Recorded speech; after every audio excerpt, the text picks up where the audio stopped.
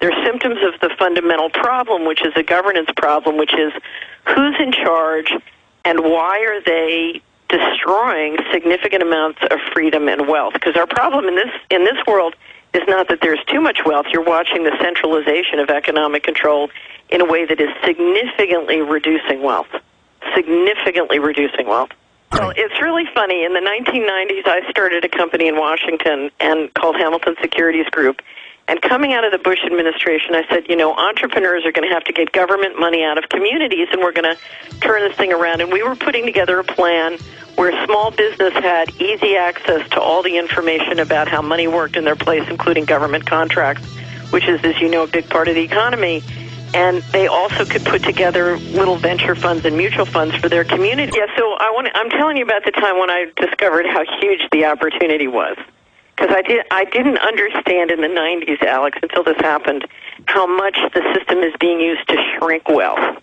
In other words, to keep people poor. Anyway, so we're doing this thing where we're making software tools. We made a software tool called Community Wizard, which would allow anybody in a community to dial in and see, because if we look at the U.S. budget, we see here's how the money works in housing or military.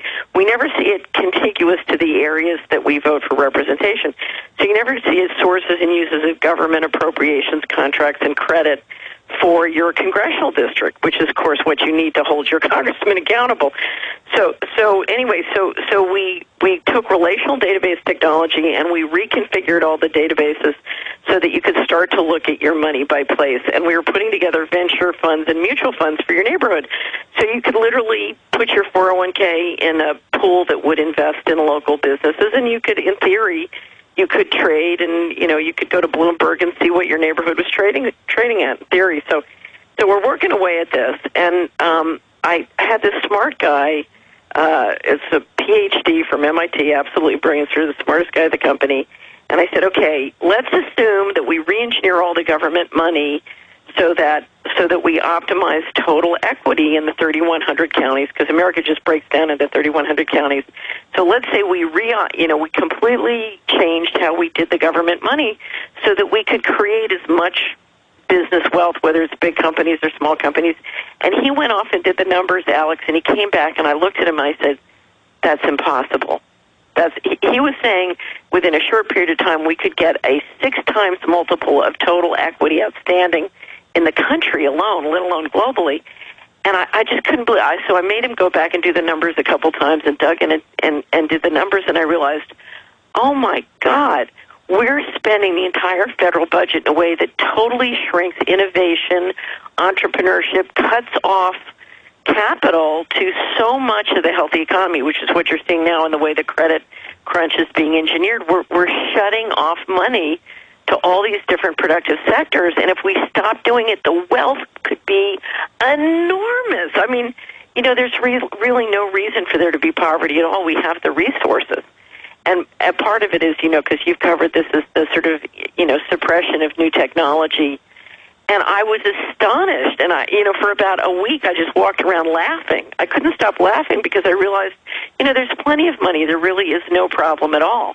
And then, of course, the Department of Justice seized our offices and stole all the databases and kept them under lock and key for 6 years, which is when I discovered, that there really is an intentional effort to channel capital and restrict it in a way that really keeps things very much under control. And we're running the economy to achieve centralized control, not to achieve wealth. If anything, we're trying to reduce the middle class to a state of, not having the wealth that really supports freedom.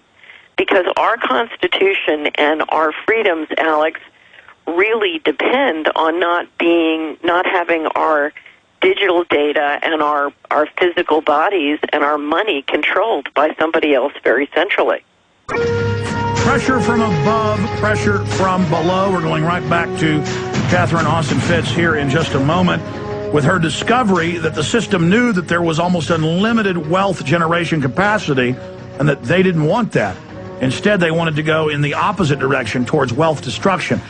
If you can simply understand the game, bring transparency, and start to turn that around, the the opportunities for wealth creation are absolutely phenomenal, Alex. And it's just so huge that no one can even imagine how big it is. But I agree with you. If you look at our state and local government finances, let's start with a simple one. The job engine in this country is small business. Okay? So you have great local families with great local businesses, whether they're banks or stores or other operations in your community. They are the job engine. They are the thing that's keeping your community going in many respects.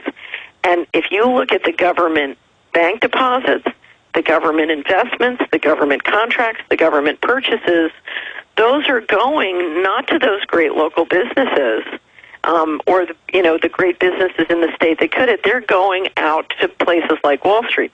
So I always use the example of the food stamp program here in Tennessee.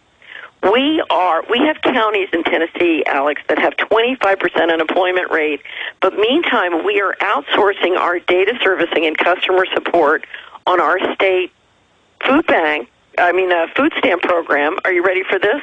To J.P. Morgan Chase in India. Trillions of dollars are spent on getting the Matrix to look, Disney World has taught these guys a lot.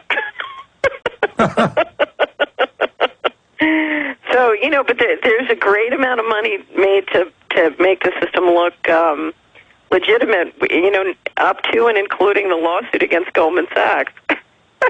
Oh, yeah. I wanted to ask you about that. We're almost out of time. I believe it's because there's so much heat. It's civil. They can now have a 3-4 year investigation, give somebody a $5 million fine, slap somebody on the wrist, and use the investigation to smokescreen all the state investigations. Well, I think it's complex. I think there are multiple agendas going on, but there's no doubt about it. I think the reason this one got through is these latest polls that show Ron Paul, even with Obama or the Tea Party representing most American people more than either political party.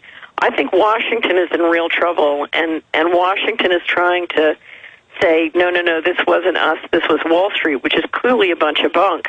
But coming into the election, Washington has a real problem. The Democrats have a real problem, because if you look at the Glass-Steagall and derivatives, it was all Rubin and Clinton. And we see literally Clinton in testimony, this last week saying, oh, I was wrong to listen to Rubin and Summers, hint, hint, the Goldman guys.